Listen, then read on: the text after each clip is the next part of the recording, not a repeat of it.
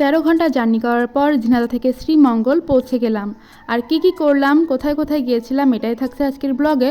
Hello everyone, this is me Raka, welcome to my new blog.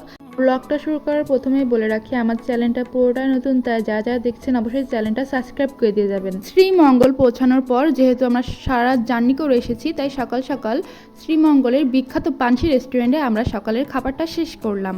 আমাদের সকালের মেনুতে ছিল ডাল, পরোটা এবং সবজি। ডাল, পরোটা, সবজিটা অনেক মজার। আর একটা নিয়েছিলাম চা। এখানকার চা, ডাল, পরোটা, সবজি অনেক মজার।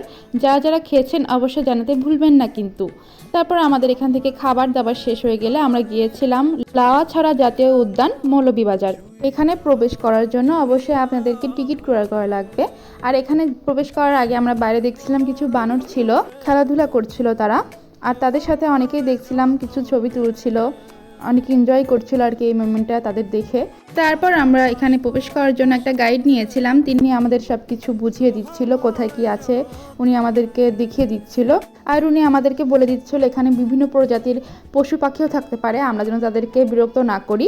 তারপর আর কি আমরা সামনের দিকে এগোতে থাকি আর বিভিন্ন প্রজাতির গাছপালাও দেখতে পাই, যেগুলো আমরা আগে কখনো দেখিও নাই। এখানে গিয়ে আমাদের অনেক ভালো লাগছিল, অনেক এনজয় করছিলাম। হাঁটতে হাঁটতে এত দূর চলে গিয়েছিলাম যে আমাদের পা ব্যথাও হয়ে যায়, এত পরিমাণ হাঁটছিলাম। আর যেহেতু আমরা একটা গাইড নিয়ে গিয়েছিলাম, উনি আমাদেরকে অনেক কিছু জানিয়েছিল, বোঝাচ্ছিল।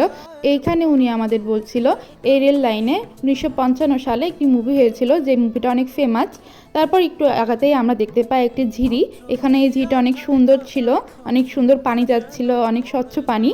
তারপর আমরা এগোতে এগোতে অনেক দূর পর্যন্ত পৌঁছে যাই। আর এখানে অনেক মানুষ বসবাস করে, তাদেরকে আমাদের বলা হয়েছিল তাদেরকে যেন আমরা কোনোভাবে বিরক্ত না করি। এখানে একটা মুদি দোকানও ছিল, আমরা দেখতে পাচ্ছিলাম। তারপর এখানে ঘোরাঘুরি হয়ে গেলে আমরা আবার নিচের দিকে রওনা দিই। এখান থেকে নিচে নামার সময় আমার তো অনেক ভয় করছিল, মনে হচ্ছিল পড়েই যাব, এত ভয় লাগছিল, এত উঁচু ছিল এই জায়গাটা।